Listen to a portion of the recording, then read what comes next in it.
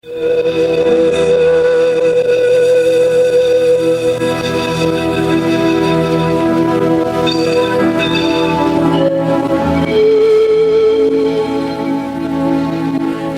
horário, a emissora da Fraternidade Rádio Rio de Janeiro oferta ao seu coração mais um programa Culto Cristão no Ar. Participe conosco.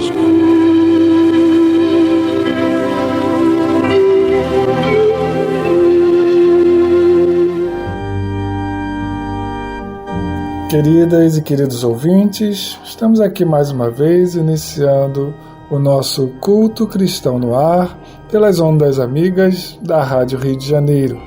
Hoje, Dia Mundial do Meio Ambiente, gostaríamos de ressaltar que o meio ambiente começa dentro de nós. O nosso ambiente interno é o que vai se refletir no externo. Então, primeiro que nós cuidemos da nossa mente, da nossa casa mental, da nossa casa lar, o nosso ambiente de trabalho, para depois partirmos para o planeta. Às vezes a gente pensa muito no planeta, usa frases de efeito, querendo salvar as baleias, a Amazônia, e esquece daquilo que está perto de nós ou dentro de nós, que é o mais importante. Participando do programa de hoje, temos aqui Jane Chantley, meu pai Lidiênio e eu, João Menezes. E vamos hoje dar início ao capítulo 20 do Evangelho, para a gente já ir se localizando. O capítulo, muitos os chamados e poucos os escolhidos, mas para dar início ao nosso programa, preparar nossas mentes, nossos ambientes, vamos pedir a Jane aqui para fazer a leitura. Do livro Segue-me, ditado pelo Espírito de Emmanuel, psicografia de Francisco Cândido Xavier, a mensagem O Grande Servidor, que está baseada em Lucas, capítulo 22, versículo 27. Eu estou entre vós como quem serve. Sim, o Cristo não passou entre os homens como quem impõe, nem como quem determina, nem como quem governa, nem como quem manda. Caminhou na terra a feição do servidor. Legou-nos o Evangelho da vida, escrevendo-lhe a epopeia do coração das criaturas. Mestre, tomou o próprio coração para a sua cátedra. Enviado celestial, não se detém num trono terrestre e aproxima-se da multidão para auxiliá-la. Fundador da Boa Nova, não se limita a tecer-lhe a coroa com palavras estudadas, mas estende-a e consolida-lhe os valores com as próprias mãos. A prática é o seu modo de convencer. O próprio sacrifício é o seu método de transformar. Aprendamos com o Divino Mestre a ciência da renovação pelo bem e modificar a nós mesmos para a vitória do bem, elevando pessoas e melhorando situações. É servir sempre como quem sabe que fazer é o melhor processo de aconselhar. E assim, Jesus, Divino e Amorável Mestre, que estamos dando início a mais um programa, Culto Cristão no Ar, e permita, Senhor, que a Tua paz e a Tua misericórdia possam nos envolver, envolvendo também a todos os lares conosco sintonizados. Bem como também te pedimos a proteção para a diretoria da Rádio Rio de Janeiro, que oferece esse horário para que possamos divulgar o Teu Evangelho, bem como a todos os seus funcionários, Senhor. Obrigado por tudo, ser conosco hoje e sempre. Então nós vamos dar início ao estudo do Evangelho, como o João Carlos já informou de início, é o início do capítulo 20, está baseada num trecho que foi registrado no Evangelho de Mateus, no capítulo 20 também. E narra o seguinte: o reino dos céus é semelhante a um pai de família que saiu de madrugada a fim de assalariar trabalhadores para a sua vinha. Tendo convencionado que os trabalhadores que pagaria 1 denário a cada um por dia, mandou-os para a vinha. Saiu de novo à 3ª hora do dia e, vendo outros que se conservavam na praça sem fazer coisa alguma, disse-lhes: ide também vós outros para a minha vinha e vos pagarei o que for razoável. Eles foram. Saiu novamente a hora 6ª e a hora 9ª do dia e fez o mesmo.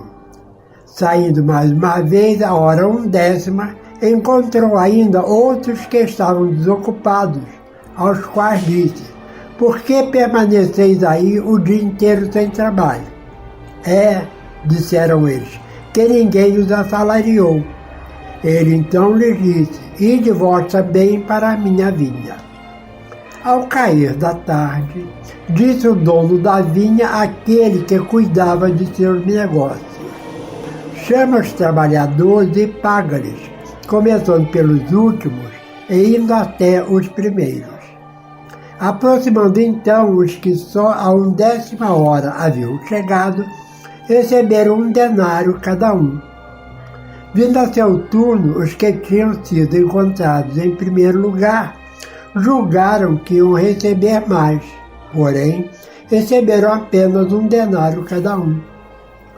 Recebendo, queixaram-se ao pai de família, dizendo: estes últimos trabalharam apenas 1 hora e lhes dás tanto quanto a nós, que suportamos o peso do dia e do calor? Mas, respondendo, disse o dono da vinha a um deles: meu amigo, não te causo dano algum. Não convencionaste comigo receber 1 denário pelo seu dia? Toma o que te pertence e vai-te. Apraz-me a mim dar a este último tanto quanto a ti. Não me é então lícito fazer o que quero? Tens mau olho, porque sou bom? Assim, os últimos serão os primeiros, e os primeiros serão os últimos, porque muitos são chamados e poucos os escolhidos. Então está no capítulo 20 do Evangelho de Mateus, versículos de 1 a 16.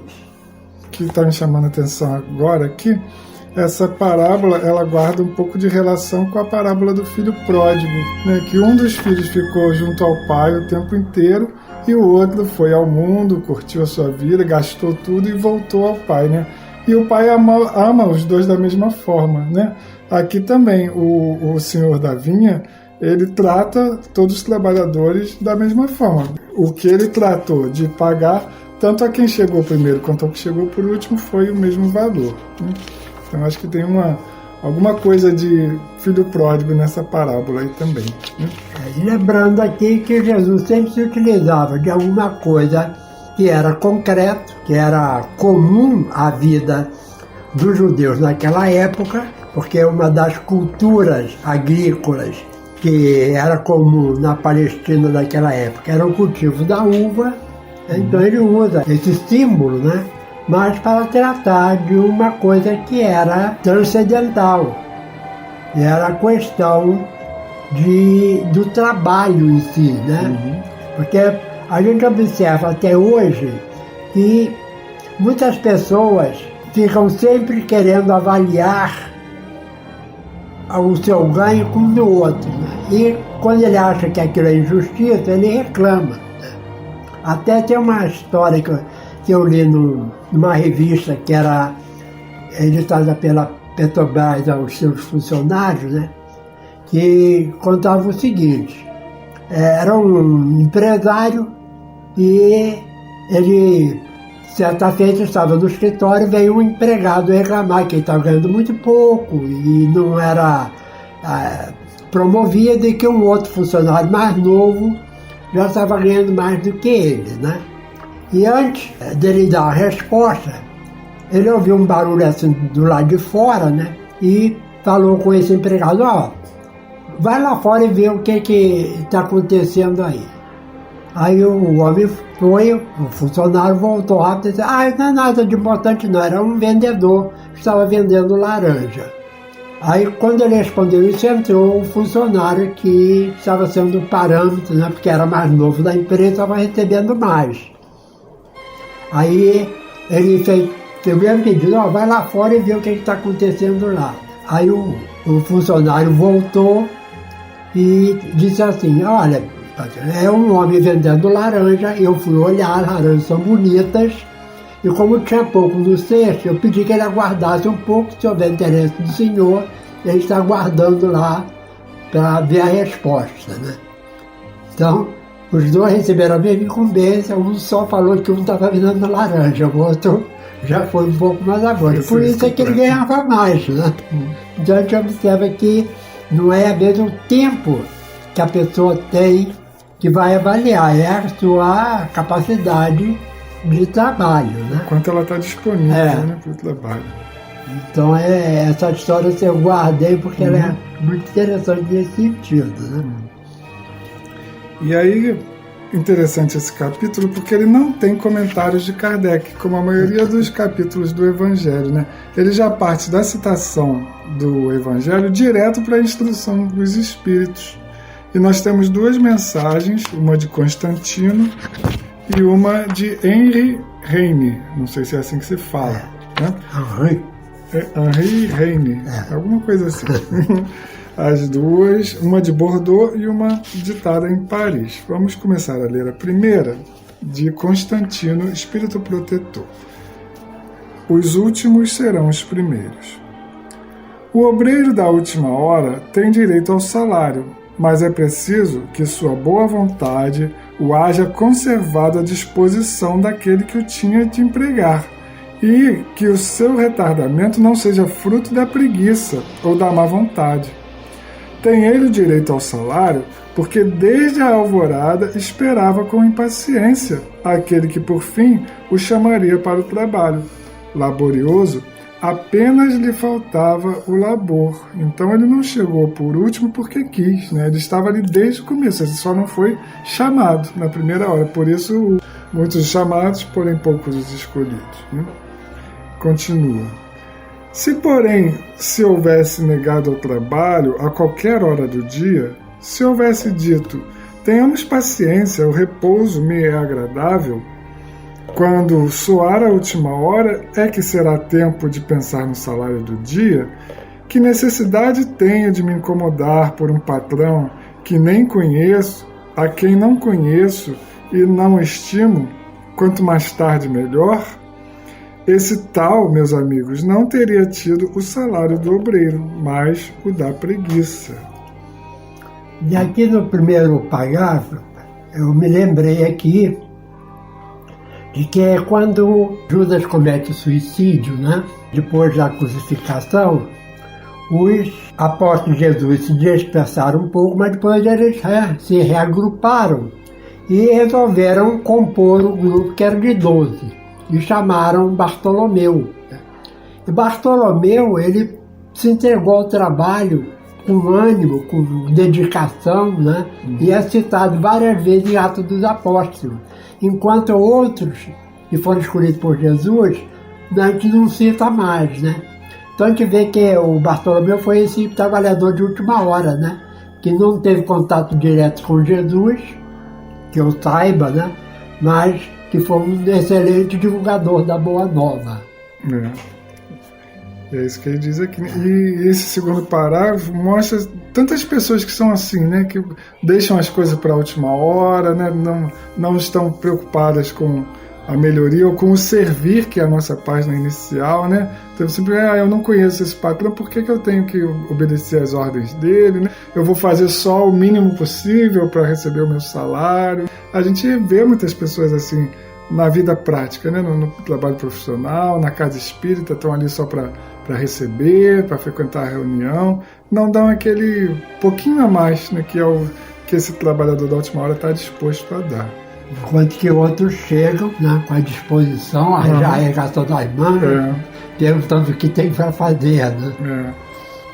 Que dizer, então, daquele que, em vez de apenas se conservar inativo, haja empregado as horas destinadas ao labor do dia em praticar atos culposos, que haja blasfemado de Deus, derramado o sangue de seus irmãos, lançado a perturbação nas famílias, arruinado os que nele confiaram, abusado da inocência que, enfim, se haja cevado em todas as ignomínias da humanidade. Que será desse? Bastar-lhe-á dizer à última hora: Senhor, empreguei mal o meu tempo. Toma-me até o fim do dia, para que eu execute um pouco, embora bem pouco, da minha tarefa, e dá-me o salário do trabalhador de boa vontade? Não, não. O Senhor lhe dirá: não tenho presentemente trabalho para te dar. Malbarataste o teu tempo. Esqueceste o que havia aprendido. Já não sabes trabalhar na minha vinha. Recomeça, portanto, a aprender. E quando te achares mais bem disposto, vem ter comigo, e eu te franquearei o meu vasto campo, onde poderás trabalhar a qualquer hora do dia. Aí está o exemplo claro da reencarnação, né? Que muitas vezes a gente desperdiça. A gente não tem conta de quantas encarnações a gente desperdiçou antes dessa, né? Graças a Deus, nessa, acho que a gente já está buscando ali ser esse que despertou, né? No finalzinho ali ele deu uma despertada para o tempo perdido, mas a gente não sabe quanto tempo a gente já perdeu em encarnações anteriores, aí sem fazer aquele bem que a gente sabia que precisava fazer. E agora isso não é tão comum, mas alguns anos atrás, no século, né? 19 até o século XIX, mais ou menos, era muito comum os homens muito ricos, inclusive que tinham escravos, né? Botavam escravos no tronco, né? Que maltratava as pessoas. Quando chegava ao final da vida, da existência, né? Como a religião predominante era a religião católica, essas pessoas chamavam o padre, né? E na hora pedia para o padre intervir, né? E pedir perdão do que ele tinha feito e doando todos os seus bens ou parte dos bens à igreja, né? Achando que isso ia resolver o problema dele entrar no reino dos céus, né? Até uma vez eu li um artigo no jornal dizendo, lembrando esse fato e falando, né, que a pessoa fazia isso porque sabia que não podia levar o dinheiro com ele, né? Então queria ganhar salvação, mas sem ter feito durante a vida o necessário para que ele pudesse entrar no reino dos céus de cabeça erguida, né? E não fazendo uma barganha com Deus, né? E com a própria religião, né? Aí termina o Constantino, que é o espírito que ditou essa mensagem, dizendo: agora um recadinho pra gente que já abraçamos a causa espírita. Bons espíritas, meus bem-amados, sois todos obreiros da última hora. Bem orgulhoso seria aquele que dissesse: comecei o trabalho ao alvorecer do dia e só terminarei ao anoitecer. Todos vieste quando foste chamados, um pouco mais cedo, um pouco mais tarde, para a encarnação, cujos grilhões arrastais. Mas há quantos séculos e séculos o Senhor vos chamava para a sua vinha sem que quisesses penetrar nela? O João já comentou isso, né? Quantas encarnações nós levamos, né?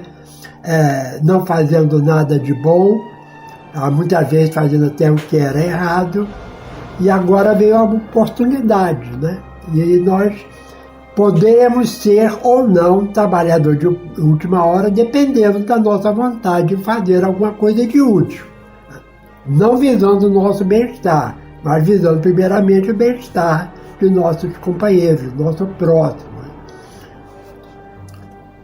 Então continua aqui no trechinho final. Ei-vos no momento de embolsar o salário. Empregai bem a hora que vos resta E não esqueçais nunca que a vossa existência, por longa que vos pareça, mas não é do que um instante fugitivo na imensidade dos tempos que formam para vós a eternidade. Então, muitas vezes, agora não adianta mais, adianta. Qualquer mudança de atitude é sempre bem-vinda e sempre necessária em nossas vidas. Até mesmo aquele arrependimento que o senhor falou anterior, né? Se ele é sincero, ele vai ser válido, né? Lógico. Porque a pessoa, mesmo que tenha errado a vida inteira, naquele instante final ali dos últimos momentos dela, se ela se arrependeu sinceramente, aquilo vai ser levado em conta para ela também. Ela vai ter que resgatar aquilo que fez de mal ou voltar para recuperar o tempo perdido no que não fez de bem, mas ela já vai estar pelo menos com a consciência um pouco mais desperta. Diferente daquele outro que está só querendo barganhar. Foi aquele primeiro passo, se está lá no livro Céu e Inferno, né, a questão do arrependimento, né? A pessoa errou, se arrependeu. O exemplo que eu dei é daquele que queria fazer barganha com Deus, né? Que sabia que ele tinha levado uma vida depravada, né, de maldade, e no último instante, sabendo que não podia levar a fortuna, ele doou para a igreja, querendo fazer uma troca com Deus, né? Eu dou dinheiro para a igreja e você me dá salvação, né? Mas você lembrou bem que existe aqueles que, no momento... Por isso é que, inclusive, quando no Evangelho segundo o Espiritismo trata da eutanásia, né? Fala exatamente isso, que às vezes é um momento, aquele minutinho final da vida de um espírito, naquela encarnação... Pode poupar séculos de sofrimento. Exatamente. Isso é muito importante que a gente lembre esses detalhezinhos para que o assunto possa ficar bem compreendido. Então nós vamos aqui passando para o finalzinho já do nosso programa. O tempo passa rápido, são só 25 minutos, né? E temos uma poesia, como é de costume do nosso programa, para encerrar aqui esse comentário. Essa poesia também eu fiz para esse programa, mas já há alguns anos atrás, né? E como já estava pronta, nós a escolhemos, que tinha como título o próprio título do assunto do Evangelho, Os Trabalhadores da Última Hora. Para ilustrar seu ensino, Jesus contou a historinha comparando o Criador com o dono de uma vinha. Ele saiu a regimentar para o trabalho quem queria, oferecendo o salário de 1 denário por dia. A cada grupo de homens, o convite se repetia. Alguns iam para a vinha, mesmo sem muita alegria. Chegando ao fim da tarde, aquela gente foi reunida para receber do patrão a quantia prometida.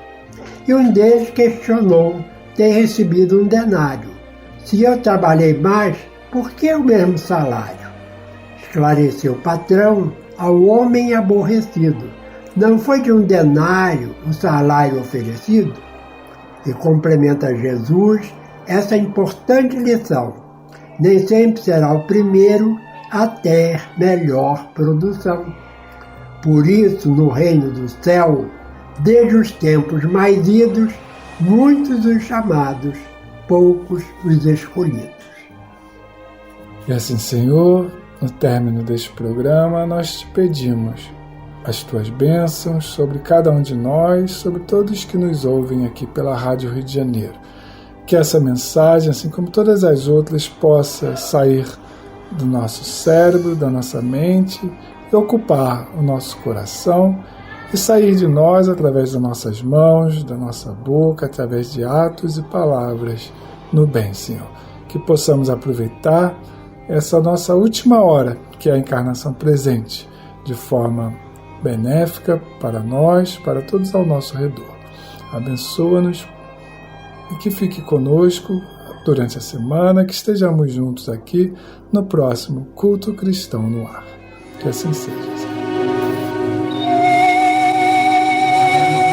Este foi mais um programa Culto Cristão no Ar, que ofertamos ao seu coração pelas ondas amigas da Rádio Rio de Janeiro. Volte a estar conosco na próxima segunda-feira, nesse mesmo horário.